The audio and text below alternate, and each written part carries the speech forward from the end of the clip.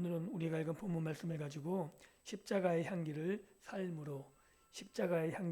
삶으로라는 제목으로 함께 말씀을 나누고 은혜 받는 시간 갖기를 원합니다.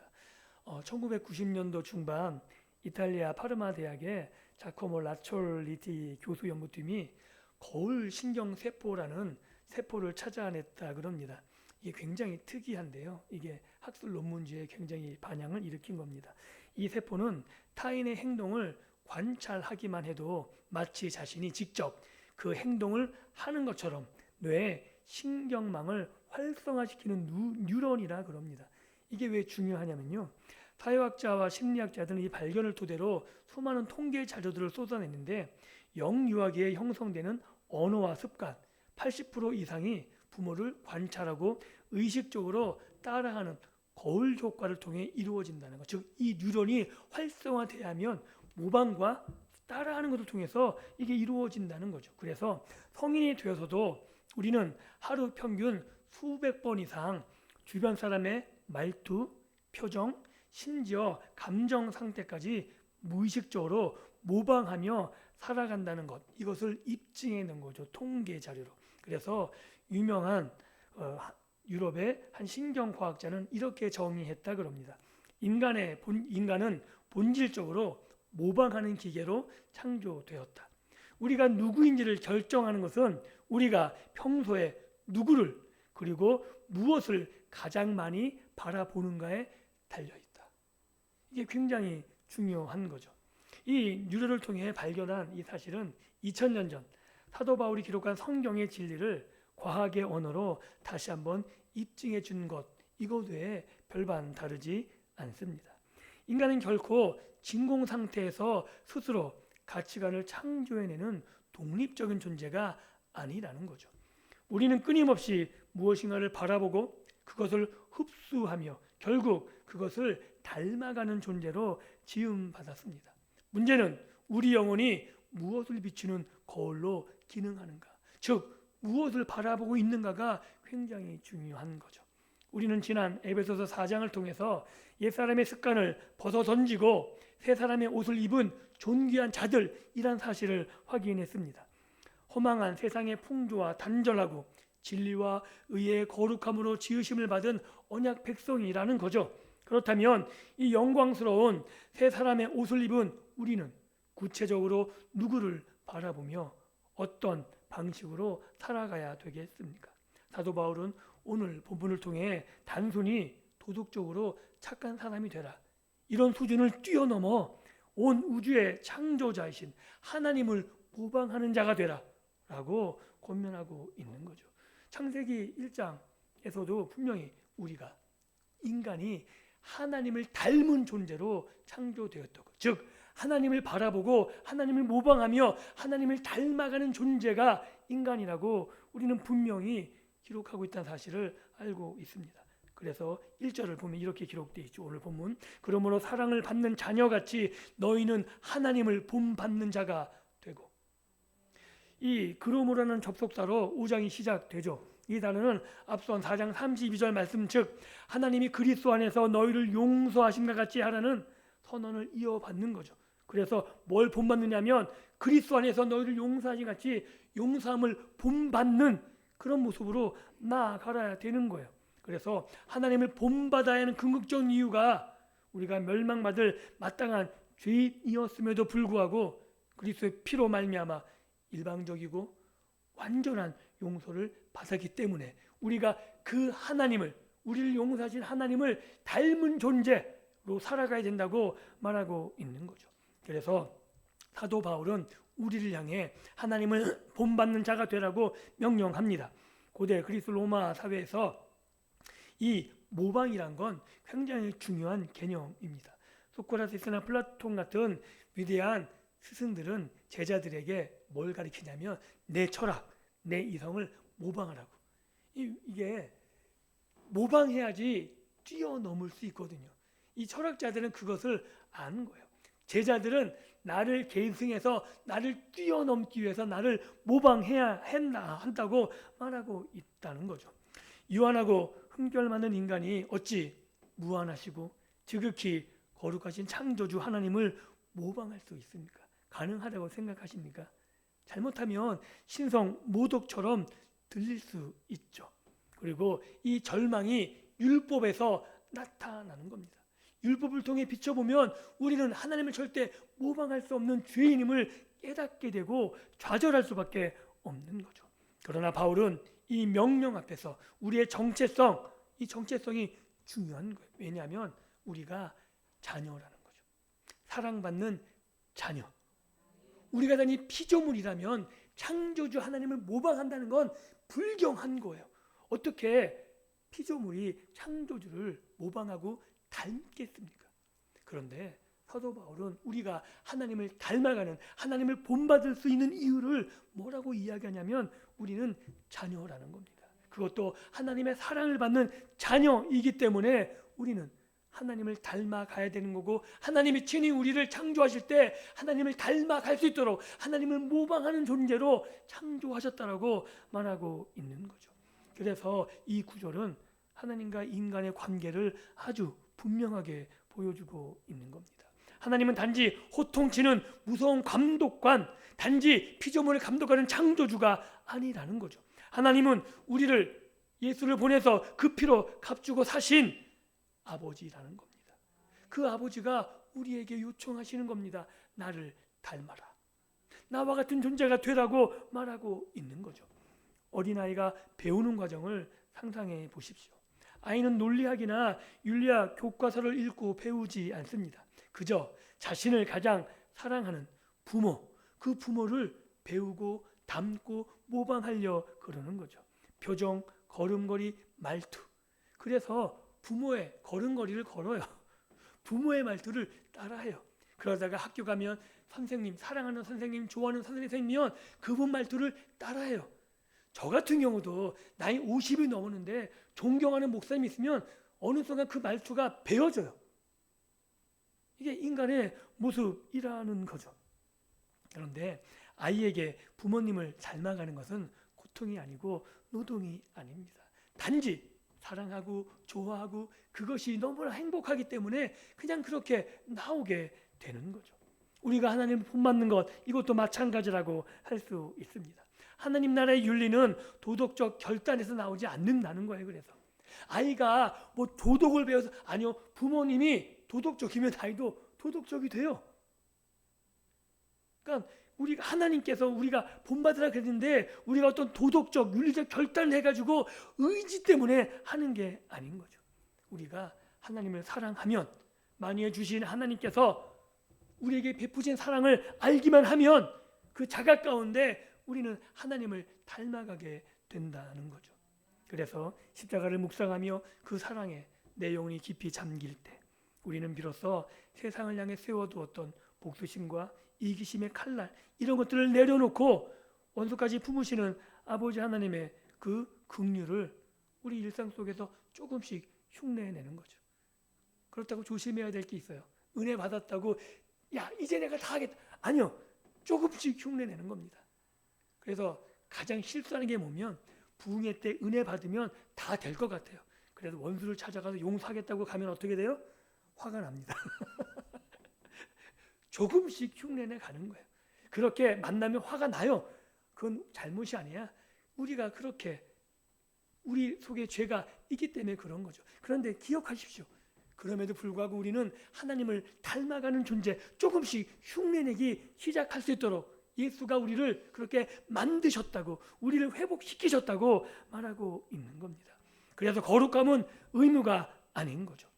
사랑받는 자녀로서 자연스러운 모방에서 이 거룩이 시작된다라고 말하고 있는 겁니다. 그래서 성화의 길, 거룩함의 길, 우리가 주님 만날 때까지 걸어가는 이 길이 의무감이 아닌 겁니다.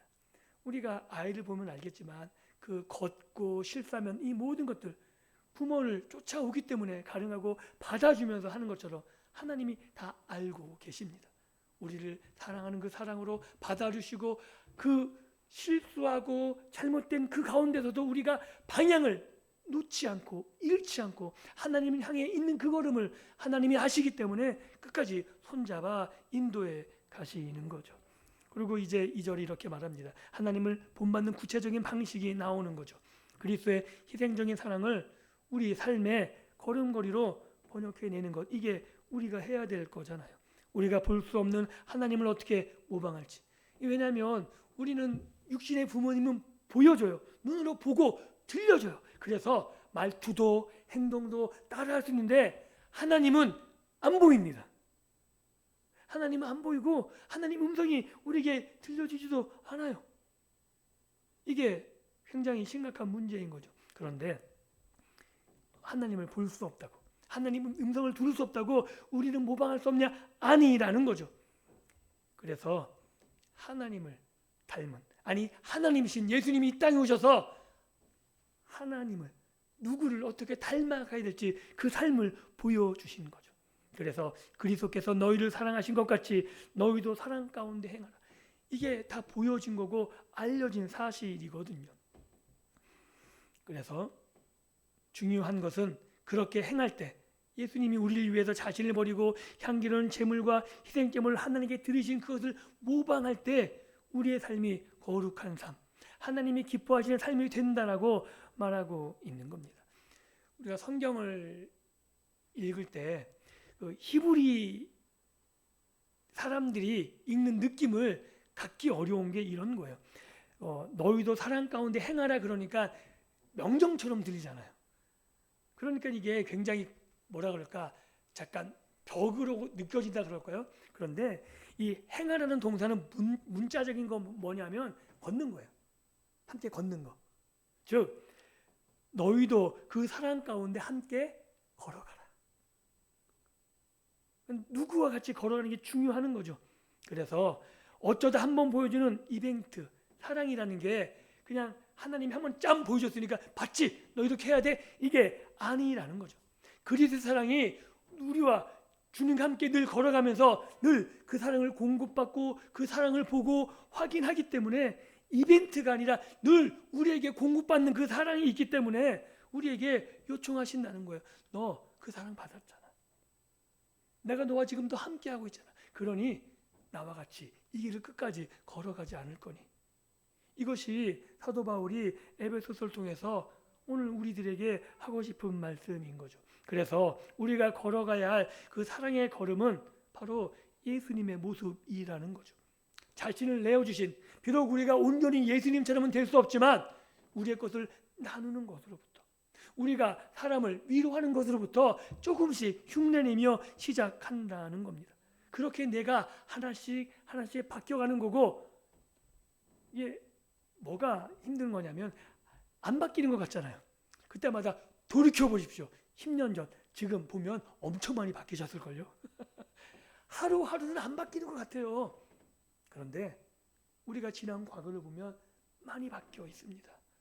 이것이 하나님의 은혜고 예수 그리스도와 함께 걸어갔던 믿음의 길이라고 말하고 있는 것이며, 그 길로 끝까지 우리가 걸어갈 때, 그 함께하는 그 길을 포기하지 않을 때 그 길이 향기로운 제물, 향기로운 제사의 삶이라고 말하고 있는 겁니다. 그래서 그 길이 어렵지만은 않은 거죠. 예수 그리스도께서 골고다 언덕에서 십자가에 달리심으로 단번에 영원한 향기로운 제물이 되셨습니다. 자신의 생명을 아낌없이 찢어내어 주셨죠. 그리고 그 예수님의 행위로 말미암아 우리 영혼이 생명의 향기로 바꿔졌다고 성경은 말하고 있는 겁니다. 그래서 이 사실을 우리가 알 때 세상과 다른 방식의 삶을 사는 거죠. 세상은 내 권리를 주장 못하면 바보입니다. 안 그런가요? 야, 너 그것도 못 찾아먹냐? 이게 세상의 논리예요. 권리를 주장하고 오직했으면, 요새는 어떤 시대? 자기 PR 시대. SNS는 뭐 이게 전부 다 자기 PR 시대고, 이거 안 하면 오히려 바보 되고 왕따 되고 그런 시대가 되어버리고 말았습니다. 그래서 내가 이익을 양보하고 내가 손해를 보며 남을 나보다 높게 인정해 주는 이 삶이 되게 멍청해 보이고 좀 어리석어 보일 때가 많이 있어요. 그런데 그렇지 않다는 거죠. 우리에게 하나님이 기뻐하시는 삶이, 하나님을 닮고 하나님을 보내신 예수 그 사랑을 담는 그 삶이, 우리가 조금씩 흉내내는 그 삶이 내 것을 조금씩 포기하는 삶이거든요. 그래서 하나님이 기뻐하시는 함께 어우러져 가는 삶, 창세기 1장에 그려지는 삶이 어떤 삶이냐면 모든 피조물이 아름답고 선하고 조화 가운데 함께 행복을 누리는 삶 아니었나요? 거기에는 어떤 불평도 존재하지 않았고요. 어떤 잘못된 것들, 왜곡된 것들, 변질 이런 것들이 없었어요. 다툼과 불만 자체가 없었죠. 그런데 죄가 들어와서 인간의 탐심으로 말미암아 그 모든 것들이 깨어졌는데 우리가 내 것을 내려놓음으로 하나님이 기뻐하시는 그 창조의 조화가 아름답게 이루어져가며 그 가운데 하나님이 원하셨던 삶이 우리 가운데 펼쳐지게 된다라고 말하고 있는 겁니다. 그 출발이 내가 예수 그리스도를 닮아가는 것, 예수의 사랑을 내가 깨닫고 내가 받아서 그것을 조금씩 흉내내는 것에서부터 출발하는 것, 그것을 우리가 익히 잘하는 대로 예수님을 닮아가는 길이라고 말하는 겁니다. 그리고 사도 바울은 계속해서 이 십자가 향기를 바라는 세 사람은 세상의 탐욕과 음란의 악취를 단호히 거절하는 것, 그리고 감사로 우리의 영혼을 채워야 된다고 말하고 있는 거죠. 우리가 아무리 옷을 새롭게 입는다 할지라도 우리가 그 안에 더러운 악취 나는 것을 걸치고 있다면 옷만 번지르겠지 그 악취는 막을 수가 없을 겁니다. 오늘 우리의 삶에도 마찬가지인 거죠. 그래서 사도 바울은 음행과 온갖 더러운 것, 탐욕은 너희 중에서 그 이름이라도 부르지 말라. 왜? 성도들에게 마땅하기 때문에 그 모든 것들은 아주 단절해야 된다라고 말하고 있는 거죠. 이것은 사도 바울이 초대교회 1세기 때 편지를 쓴 당시 에베소 도시를 염두에 두셔야 되는 거예요. 이 에베소는 아데미 신전이 자리 잡고 있었던 곳입니다. 이 신전은 성적인 타락이 일반적으로 일어났던 거예요. 그 여사제와 호름해야지 신의 가호가 있다는 이런 게 그 당시에 일반적인 문화였던 거죠. 그래서 그 가운데에서 그게 문화였고 그게 도덕이었고 그게 법이었고 그 일에 참여 못하면 내가 도덕적으로 깨끗하다. 아니요. 문화적인 혜택을 못 누리고 법적 보호장치도 안 돼요. 그런 상태에서 그것들을 끊는다는 것, 자기의 삶의 일부분이 끊어져 나가는, 내가 문화적 혜택을 누리지 못할 뿐만 아니라 법적인 보호도 받지 못하는 상태로 떨어지는 것을 의미한다는 거죠. 그런데 그럼에도 불구하고 사도 바울은 예수 그리스도를 믿는 하나님의 백성이라면 음행과 음란과 탐욕 이 모든 것들을 끊어야 된다고 말하고 있는 거죠. 왜냐하면 이것이 인간의 탐심 때문이라는 거예요. 신약에서 특별히 구약에서 우상 같은 경우는 눈에 보이는 우상들, 사람들이 형상을 만들어 놓고 섬기는 걸 우상이라 그랬다면 신약에서는 강조하는 게 눈에 보이는 우상 이전에 탐심이 곧 우상 숭배라 그러죠. 이게 인간의 본질이라는 거예요. 이게 무슨 말이냐면 우상을 왜 만들죠? 우상을 만든 이유가 있다는 거예요. 그 어떤 영험하지도 않는 어떤 일이 벌어지지도 않는 그것에 사람이 찾아가지 않습니다. 점쟁이도 아무한테나 찾아가나요? 어떤 점쟁이 찾아가요? 용한 점쟁이요. 무당도 어떤 무당이요? 용한 무당이요. 그러니까 어떤 일이 벌어지는 걸 확인할 때 가는 거예요. 인간이 우상을 왜 만드냐면 내 욕심을 채우기 위해서. 욕심이 없으면 우상을 만들 이유가 없는 거죠. 내가 그 힘이 없는데 어떤 그 힘을, 신비한 힘을 빌어서라도 내 욕심을 채우기 위해서 만든 게 우상인 거예요. 즉 우상의 본질은 인간의 탐심이 있다는 거죠. 그래서 우리가 예배하면서도 그 하나님을 내 욕심을 채우는데 이용하고자 한다면 그게 우상 숭배라는 겁니다. 그래서 모든 교회가 가장 조심해야 될 게 번영신학이라는 거예요. 번영신학은 없습니다.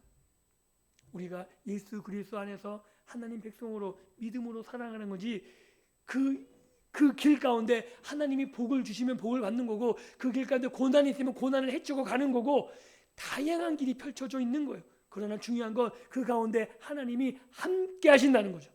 중요한 건 내 가는 길에 어떤 길이다가 아니라 하나님이 함께 하시는 거예요.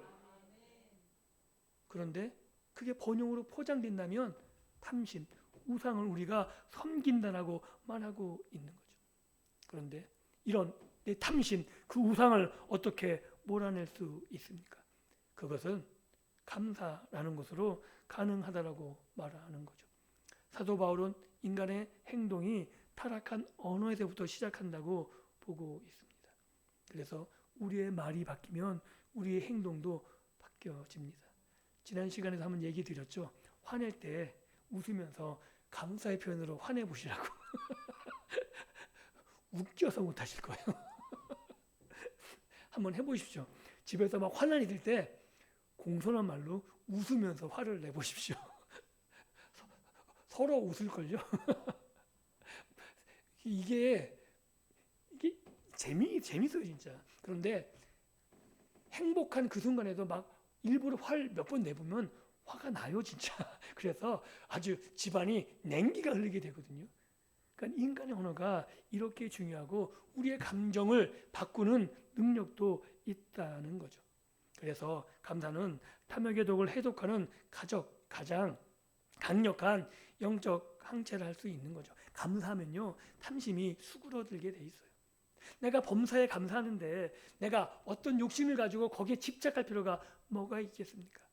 내게 주신 고난도 감사한데 내가 하나님 앞에 불만할 거리가 뭐가 있겠습니까? 그래서 우리의 신앙생활 가운데 감사가 우리의 일상으로 늘 우리의 삶 속에 이루어지기를 예수님의 이름으로 축복합니다. 하나님께서 예수 그리스도 안에서 나에게 이미 모든 것을 주셨음을 알게 되면 감사하게 되는 거죠. 그리고 그렇게 감사한 삶이 가장 부요한 삶임을 믿을 수 있기를 예수님의 이름으로 축복합니다. 돈이 많은 게 부자가 아니고요. 베푸는 사람이 부자입니다. 믿으십니까? 네. 아니 돈이 수조 원 있는데 하나도 안 쓰고 그냥 노랭이로 죽으면 그게 얼마나 불쌍해요. 있는 만큼 베풀고 나누고 선용해 주십시오. 그 사람이 부자인 것이고 그 사람이 행복한 사람이고 그 사람이 많은 사람에게 존경받고 인정받고 사랑받으며 살아가게 되는 겁니다. 이것이 하나님이 기뻐하시고 하나님이 원하는 삶인 거죠. 이제 말씀을 맺습니다. 오늘 우리는 과학이 발견한 거울시경 세포의 이야기로 말씀을 시작했습니다. 인간은 본능적으로 자신을 바라보는 대상을 모방합니다. 나이가 들었다고 바뀌지 않습니다. 그래서 이번 한 주간 스마트폰 아니면 세상에 성공한 자들을 본받으려 그러지 마시고 오히려 나를 사랑하시는 그 예수님 말씀 안에서 그리고 믿음의 권속들 우리 공동체 안에서 서로 베풀고 나누면서 그렇게 하나님을 예수 그리스도를 믿음의 권속들을 배우고 익히며 함께 모방하는 그런 우리 교회가 되기를 예수님의 이름으로 축복합니다. 그렇게 살아갈 때 하나님이 내게 베푼 은혜를 우리가 일상에서 경험할 수 있는 거죠. 제가 부교육지로 사역할 때 그 한 목사님이 설교 때 이런 얘기를 자주 하셨습니다. 어떤 거냐면 복의 통로는 기도를 막 한다고 복 달라고 그런데 관계가 끊어지면 복의 통로가 끊어지는 거라고. 하나님이 하늘에서 복을 돈다발을 떨어뜨리지 않습니다. 하나님은 사람을 통해 일하십니다. 그렇기 때문에 교회 안에서 믿음의 공동체 안에서 아름답고 복된 관계를 유지해 주시고 하나님이 그 안에서 내게 어떻게 은혜를 베푸시는가를 경험하셨으면 좋겠습니다. 한마디의 말로 위로할 수 있고 실제로 어떤 도움이 주어질 수도 있는 거죠. 그래서 우리 교회가 서로 격려하고 위로하고 함께 보두고 가며 그래서 그 안에서 예수님을 닮아간다는 것이 단지 추상적이고 이상적인 것이 아니라 말씀을 그리고 나보다 나은 믿음의 권속들을 배우고 모방하고 닮아가면서 그렇게 예수님을 닮아가는 그런 믿음의 길을 끝까지 경주하며 그 길을 걸어감으로 말미암아 악취를 끊어버리고 악한 생각들, 악한 모든 우리 행동들을 끊어버리고 감사하며 정말 주님께서 원하시는 그 자리에 이르기까지 함께 이 길을 끝까지 경주할 수 있는 우리 성산의 모든 믿음의 권속들이 될 수 있기를 예수님의 이름으로 축복합니다.